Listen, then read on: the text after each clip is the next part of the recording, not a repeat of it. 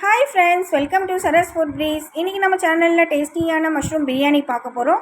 இந்த மஷ்ரூம் பிரியாணி ரொம்ப டேஸ்ட்டாகவும் ரொம்ப குழையாமல் நல்லா ட்ரையாக இல்லாமல் நல்லா பூ மாதிரி எப்படி வரணும்னு இந்த வீடியோவில் பார்க்க போகிறோம். நம்ம வீடியோக்குள்ளே போகிறதுக்கு முன்னாடி நம்ம சேனலை சப்ஸ்கிரைப் பண்ணிட்டு பெல் ஐக்கான் கிளிக் பண்ணி ஆல்னு கொடுங்க. அப்போ தான் நான் போடுற வீடியோஸில் நோட்டிஃபிகேஷனாக வரும்.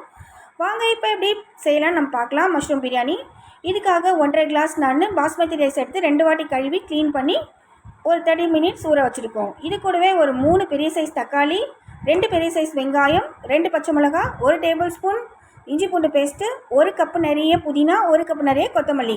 இது கூடவே நம்ம மஷ்ரூமும் எடுத்து வச்சுருக்கோம்.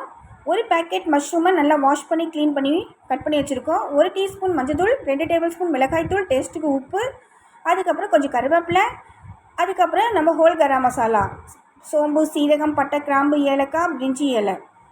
இப்போ ஒரு குக்கர் வச்சு குக்கர் நல்லா சூடான பிறகு 1 டேபிள் ஸ்பூன் நெய், 2 குழிக்கரண்டி எண்ணெய். இது நல்லா சூடான பிறகு நம்ம இந்த பட்டை, கிராம்பு, ஏலக்காய், சோம்பு, சீரகம் எல்லாம் போட்டு நல்லா பொரிய விடலாம். இது நல்லா பொரிஞ்ச பிறகு நம்ம 2 பச்சை மிளகாய் கீறி வச்சுருக்கோம், அதையும் இதில் சேர்த்துக்கலாம். 2 பெரிய சைஸ் வெங்காயம், அதையும் நல்லா ஃப்ரை பண்ணலாம். இது ஓரளவு ஃப்ரை ஆன பிறகு நம்ம 2 கொத்து கருவேப்பிலை போட்டுக்கலாம். இப்போ இதில் 2 கொத்து கருவேப்பிலை போட்டுக்கலாம். நல்லா ஃப்ரை பண்ணிக்கலாம் இதையும். இப்போ இது நல்லா கோல்டன் ஃப்ரை ஆன பிறகு நம்ம இப்போ இஞ்சி பூண்டு பேஸ்ட்டை போட்டுக்கலாம். இப்போ இஞ்சி பூண்டு பேஸ்ட்டு போட்ட பிறகு ஒரு 30 செகண்ட் மட்டும் நம்ம ஃப்ரை பண்ணால் போதும். அதில் உள்ள பச்சை வாசனை எல்லாமே போயிடும். பாத்திரத்துலேயே நல்லா ஒட்டாமல் கரெக்டாக இருக்கும். இப்போ நல்லா ஃப்ரை ஆகிடுச்சு. இப்போ 3 தக்காளி நம்ம கட் பண்ணி வச்சுருக்கோம் இல்லையா, அதையும் இதில் போட்டு நல்லா ஃப்ரை பண்ணிக்கலாம். அது கூடவே டேஸ்ட்டுக்கு உப்பு, 1 டீஸ்பூன் மஞ்சள், 2 டேபிள் ஸ்பூன் மிளகாய்த்தூள், இதையும் போட்டு நல்லா அந்த எண்ணெயிலே தக்காளி நல்லா மேஷ் ஆகிற அளவுக்கு நம்ம நல்லா ஃப்ரை பண்ணிக்கலாம். இந்த குக்கர் நல்லா சூடாக இருக்கிறதுனால ரொம்ப சீக்கிரமாக மேஷ் ஆகி நல்லா ஃப்ரை ஆகிடும். இப்போ பாருங்கள், நல்லா ஃப்ரை ஆகிடுச்சு. இது கூடவே நம்ம மஷ்ரூம் கட் பண்ணி க்ளீன் பண்ணி வச்சுருக்கோம் இல்லையா, இப்போ இதையும் இதில் சேர்த்துக்கலாம். இப்போ இந்த மசாலா கூடவே இது மிக்ஸ் பண்ணி விட்டுடலாம். இந்த மஷ்ரூம் குக் ஆகிறதுக்கு ஒரு 5 நிமிஷத்துலேயே நல்லா குக் ஆகிடும்.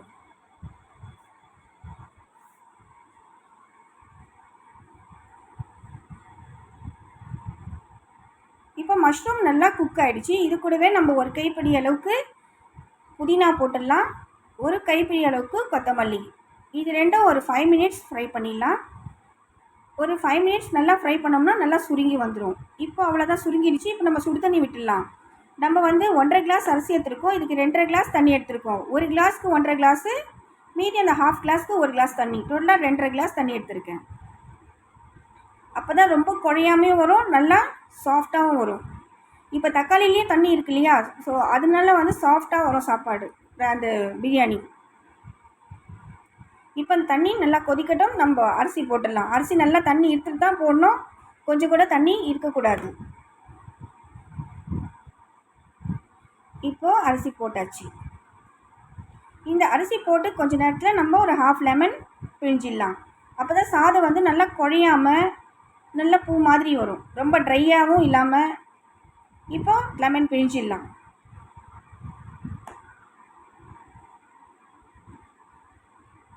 இப்போ லெமன் பிழிஞ்சிட்டு நம்ம குக்கர் நல்லா க்ளோஸ் பண்ணிவிட்டு ஒரு 2 விசில் வர வரைக்கும் வெயிட் பண்ணலாம்.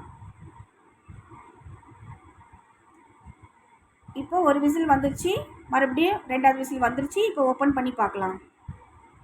பாருங்கள், எவ்வளோ சூப்பராக பூ மாதிரி வந்திருக்கு. இப்போ ஒரு டேபிள் ஸ்பூன் நெய் விட்டுட்டு கொஞ்சோண்டு கொத்தமல்லி, கொஞ்சம் புதினா போட்டு ஒரு 5 மினிட்ஸ் நம்ம க்ளோஸ் பண்ணி வச்சுட்டு சர்வ் பண்ணிடலாம். இப்போ 5 மினிட்ஸ் ஆயிடுச்சு. இப்போ நம்ம சர்வ் பண்ணிடலாம்.